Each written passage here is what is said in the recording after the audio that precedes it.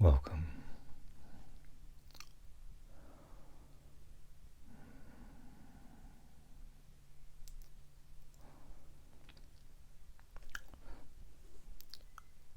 In this episode, I would like to return to the book Karma by Sadhguru, and I initially stepped away from this book just because it was difficult for the mind to absorb and perhaps triggering to the mind in its with these depressive, anxious symptoms that I'm enduring at this time.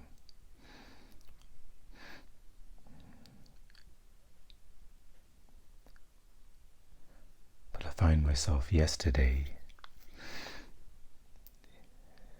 despite the deep dysfunction and mental pain and depressive thoughts and symptoms coming up, that I almost had to return to this book. There was a thought of having to do something in the midst of the pain.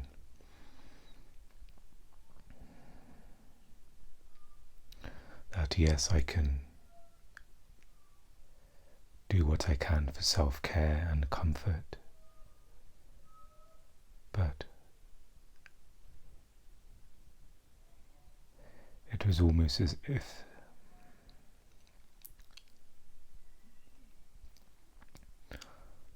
that there wasn't really a choice,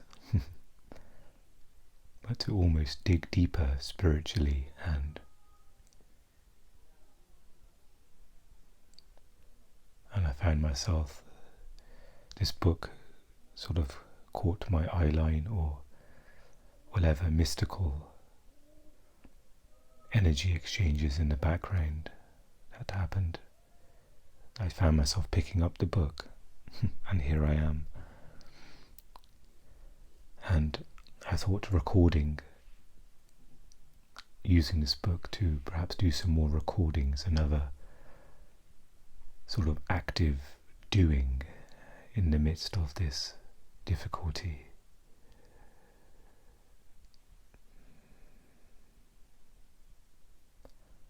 And I can find myself sometimes at that dark place where perhaps there may be thoughts of not wanting to be here anymore, or there's too much pain to go on any longer. That sometimes that itself can, it's almost a bit of a doorway to, okay, I can either continue on this path of just the pain and the thoughts and the symptoms going on, or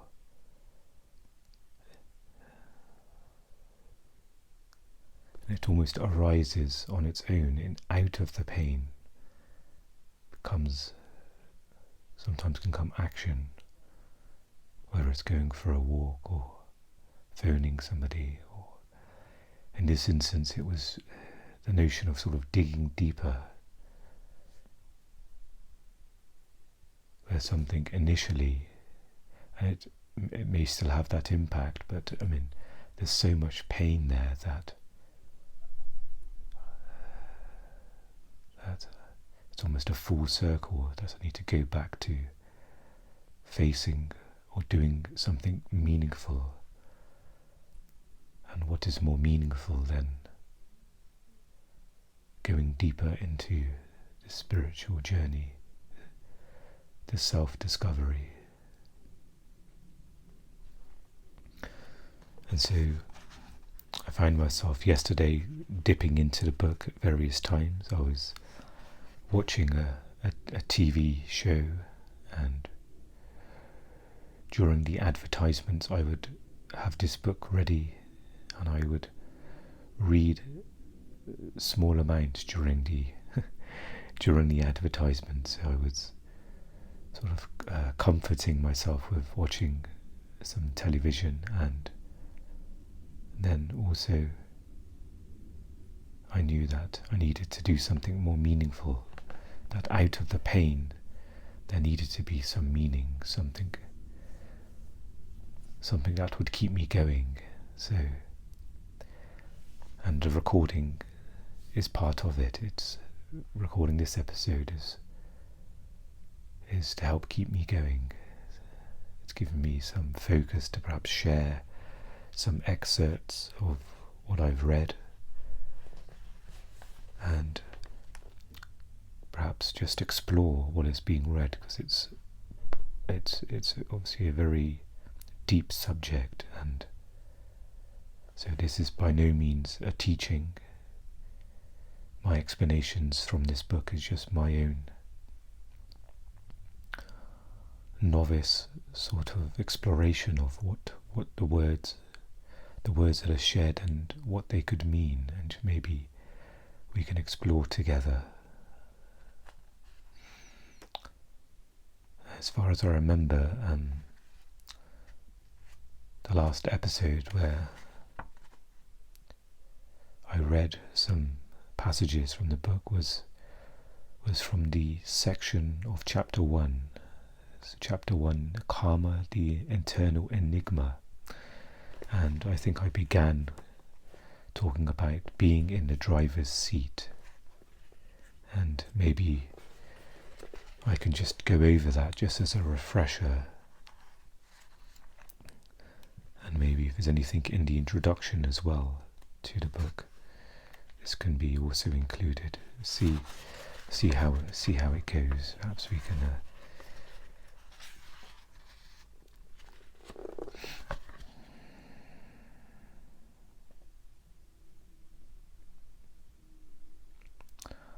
So in the introduction, Sadhguru talks about the word karma, the origin of karma, and how it is the inescapable basis of our lives, the mechanism that decrees that we cannot evade the consequences of our own actions.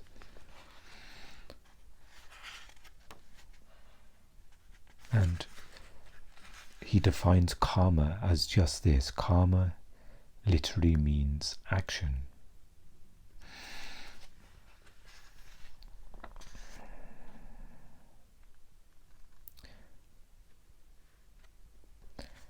And at the start of each chapter he's included what are called sutras, and he's translated the word sutra as almost like a thread, just as like a thread that may hold a necklace.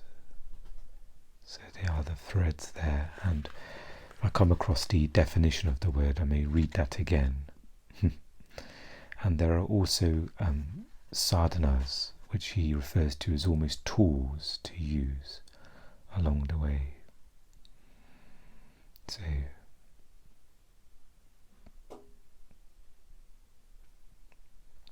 So the sutra for chapter 1 is this.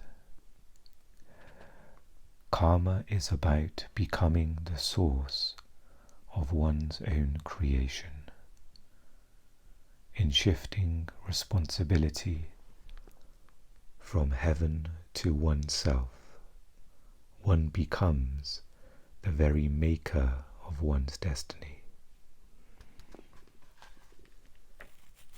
So that is the thread for chapter 1.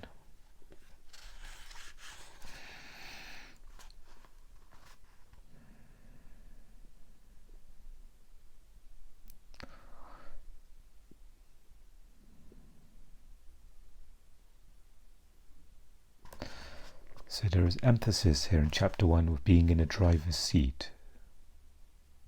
That for most,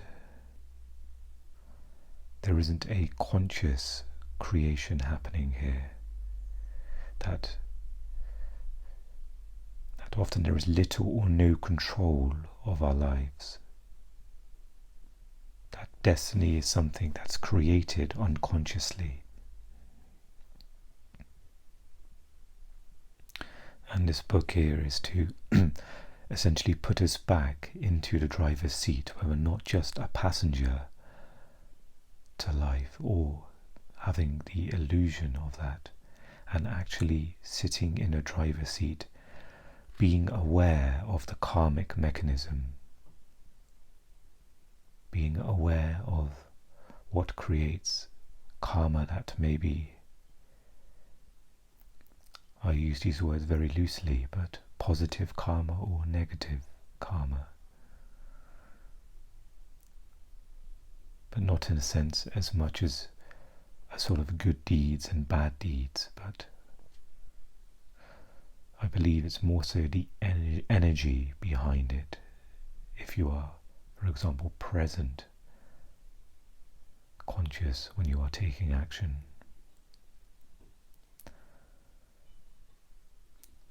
The next section he talks about demystifying karma. And he says literally the word means action. But it has nothing to do with reward and punishment. He mentions that as often a myth of karma, where it has been so mistranslated or misused. And he calls it not merely false and absurd, the translations and meanings, but it's very tragic.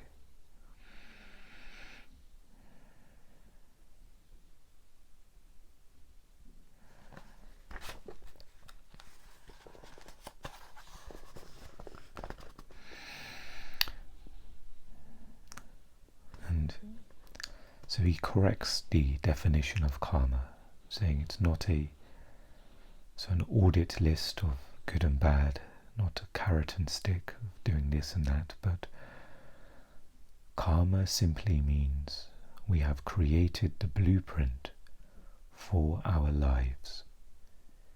It means we are the makers of our own fate.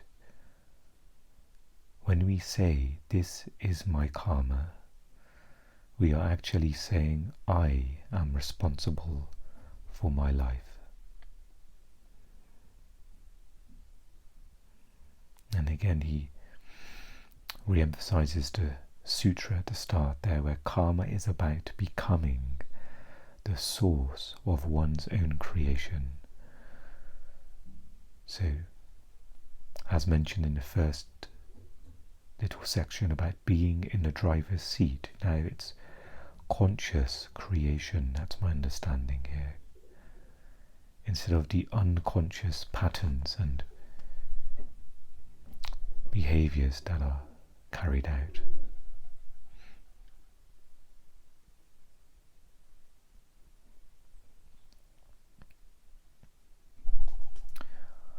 Karma is a natural basis of all existence, it says here.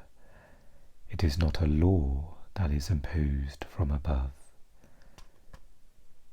It does not allow us to outsource our responsibility anywhere else. It does not allow us to blame our parents, our teachers, our countries, our politicians, our gods, or our fates. It makes each one of us squarely responsible for our own destinies and, above all, the nature of our experience of life. And then there's a question posed before going further in the book. Are you ready to hear about a dimension that is so empowering that it tells you that you are fully capable of taking the reins of your life into your own hands? That's the question. If not, read no further.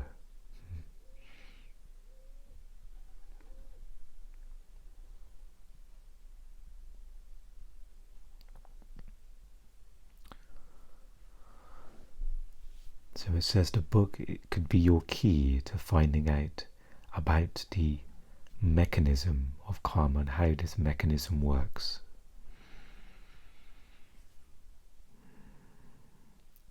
But he does caution that karma is not a doctrine.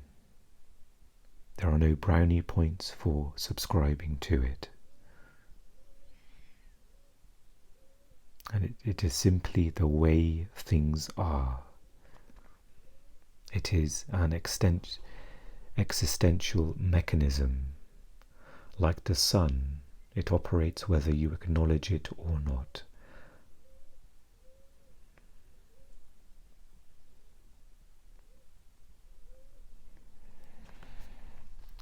So when I find reading this, there's some great sort of foundation for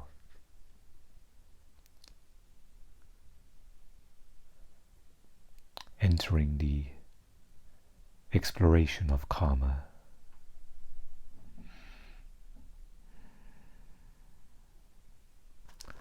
The next section is the karmic cycle. So we moved on from being in a driver's seat, and this is, before I go further, it is mentioned that the book is separated into 3 parts. Let me just see if I can find where that is said. Might be useful to know if you are following along for the duration of. And I'm not sure, perhaps I can leave this open here where I'm not sort of committing myself to now every episode perhaps continuing this as I did with the New Earth, but I think with the current state of mental health and difficulty, then it might be sensible just to take it one episode at a time. Just in this episode there is a sharing, and we'll see what happens in future episodes.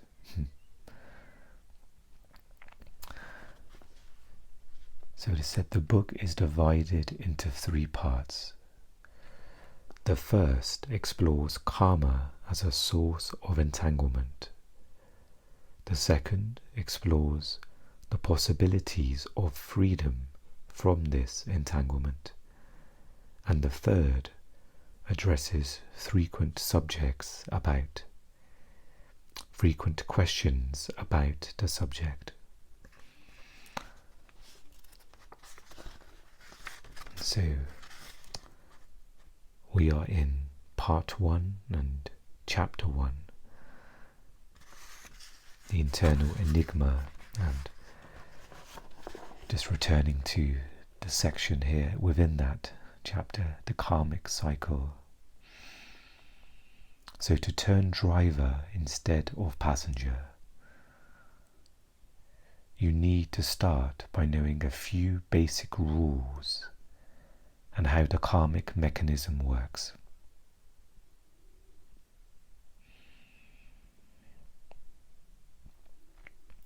So although karma means action, it does not necessarily refer to physical deeds. Instead, karma is action on 3 levels: body, mind, and energy. Whatever you do on these 3 levels leaves a certain residue or imprint upon you. And what does this mean? It is quite simple. Your 5 senses are collecting data from the outside world every moment of your life. You are literally being bombarded with stimuli at every instant. Over time, this enormous volume of sense impressions begins to assume a certain distinctive pattern within you.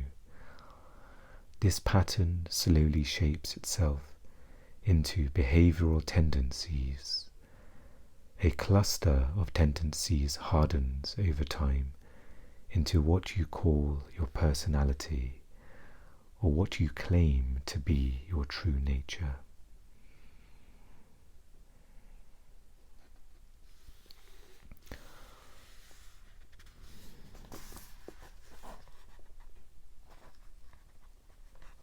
So a lot to absorb there with the overview of karma, that it takes place on 3 levels: body, mind, and energy.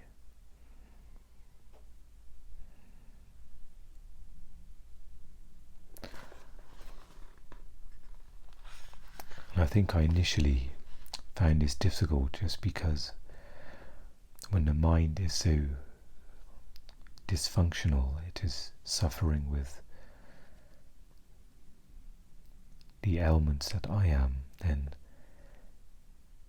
it can, in a sense, put it into overdrive. The mind my mind will be taking hold of karma, analysing, sifting through every thought and using it as a way to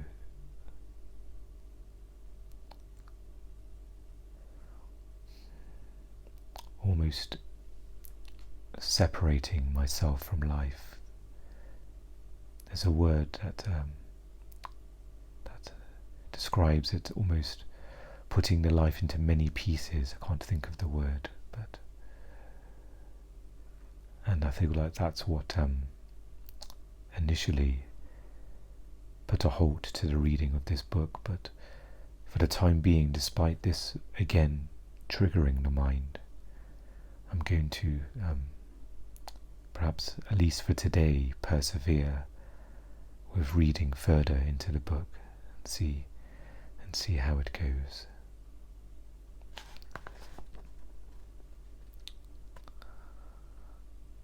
But that small passage itself, which I think I said something similar when I first read this, is such a deep knowing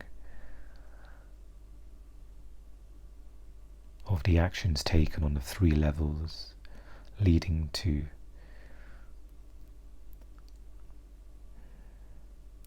mix that with all of the data that's collected from the outside world.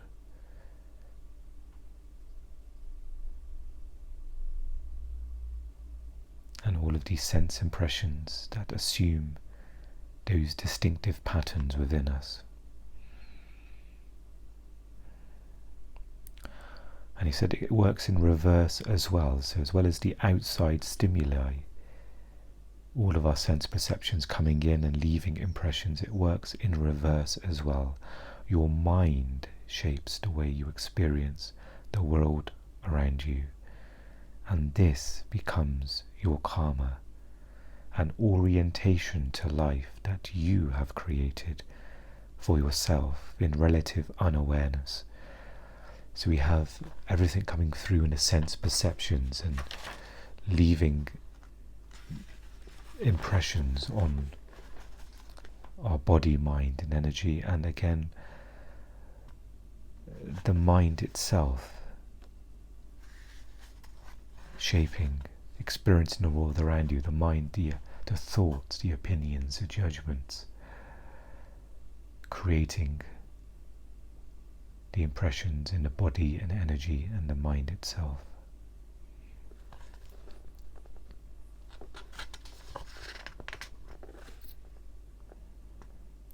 And he says, in other words, karma is like old software that you have written for yourself unconsciously.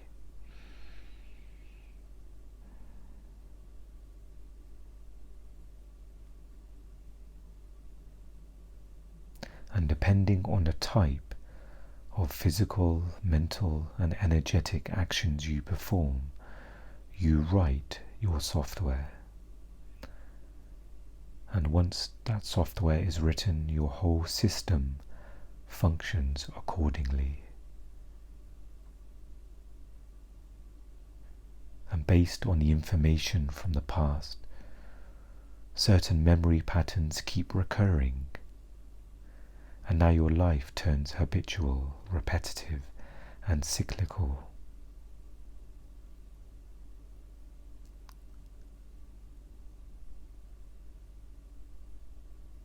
And you may wonder why certain situations keep recurring in your life, in your inner and outer life.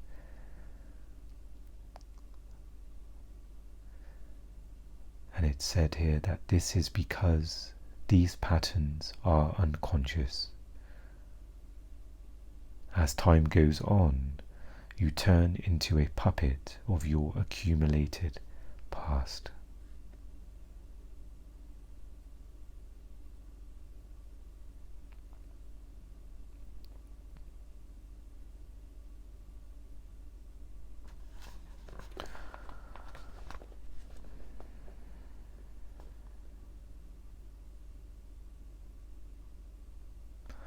So being in the present moment and reading these words,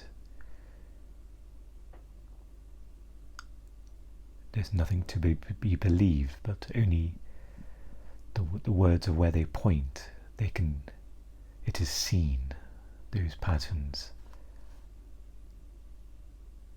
the conditioning of the mind, propelling action, compulsive patterns, habitual patterns of behavior, the unconscious programming, as Eckhart has said as well.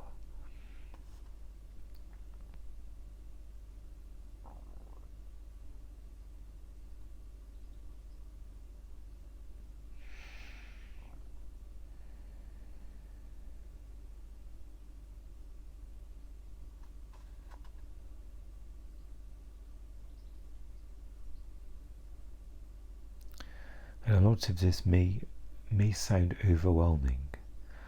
I say this because for me it certainly is. So perhaps it's safe to say that maybe for a few who are some small percentage, maybe let's give. Hopefully, it's not too overwhelming for most, but for maybe a few listening, it is for you as well. So just to perhaps allow these words to absorb in its own way, and if it gets too much, to perhaps take a break from listening to more, to be aware that is not an achievement to, and I'm speaking to myself here as well, that is not an achievement to sort of walk through the fire, despite the perhaps intuition or pain to say this is enough for now. That's maybe to listen to that inner voice, to be aware of your own state of being as these passages are being read, these explanations, these understandings, these pointers.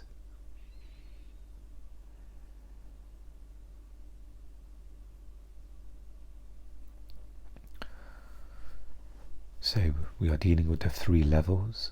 We are dealing with our unconscious programming or software.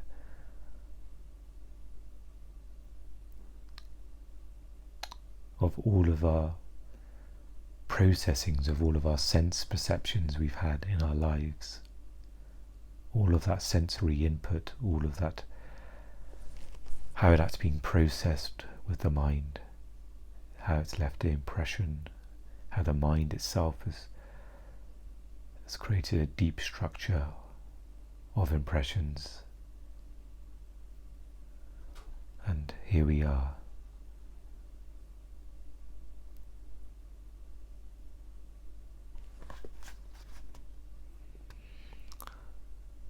And if one does not consciously rewrite one's karmic software, the regularity of the pattern can feel like it is being imposed from without, rather than initiated from within. But this software is not a fate to be endured. It can be rewritten, dropped, or distanced, as we will see later in this book.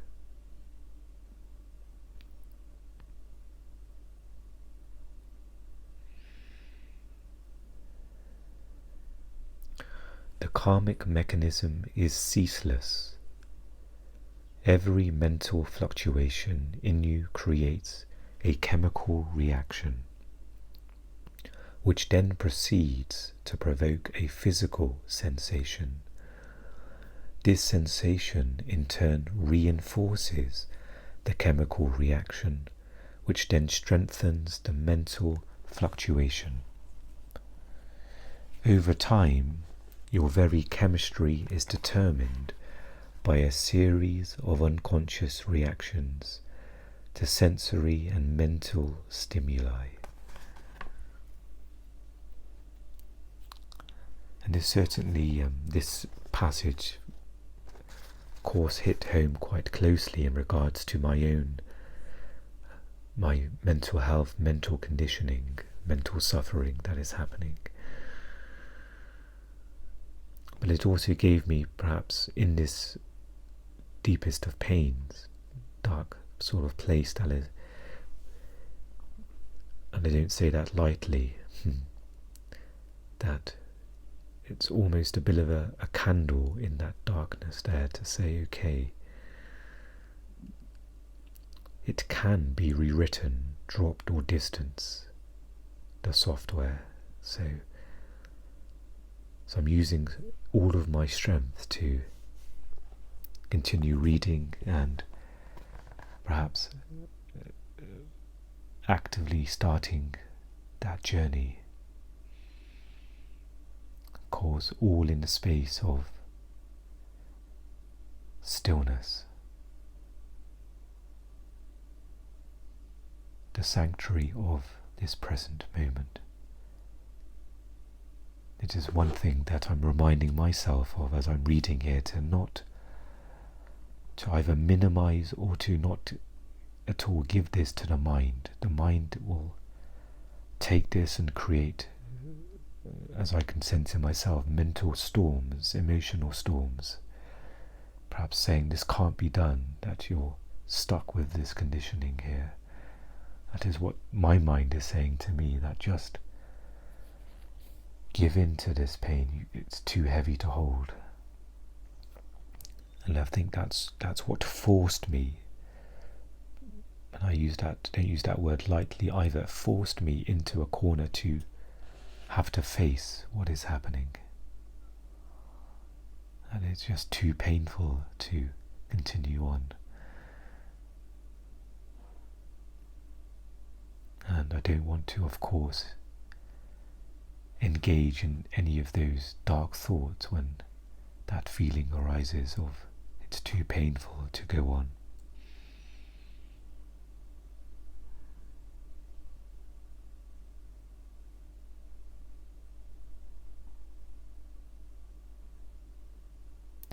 So perhaps it's a good time to end this episode. We are in part 1. We are in chapter 1. It's called Karma, the Internal Enigma, and we are sort of midway through the section called the karmic cycle. And I thought a lot of what we read are quite profound statements there. Perhaps it's good to allow that to rest and absorb, see how your own exploration of what is being read so far and what questions may come up for you.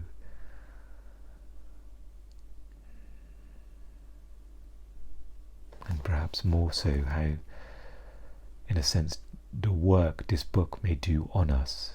It feels like, such as going to a meditation retreat, or it's almost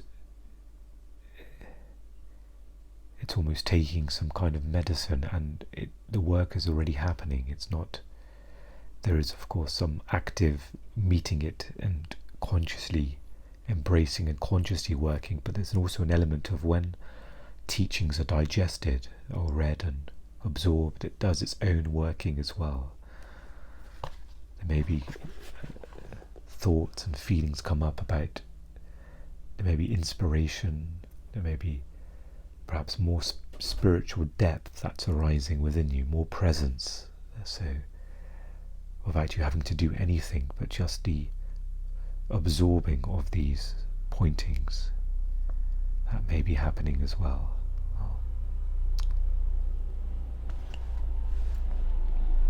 Just wait for the helicopter to go by. Allow that to be. But thank you for allowing me to record. Not sure if I'm speaking to listeners, if you're listening, or the universe, or both, or we're all one, of course. But I'm grateful that despite this pain and the difficulty I'm in, that perhaps recording this and rereading excerpts of what I've read and sharing, and perhaps maybe exploring a little more, that it helps myself, and perhaps hopefully it can be of help to anybody listening as well. Thank you for joining me. I wish you well, and I will speak to you again very soon. Take care.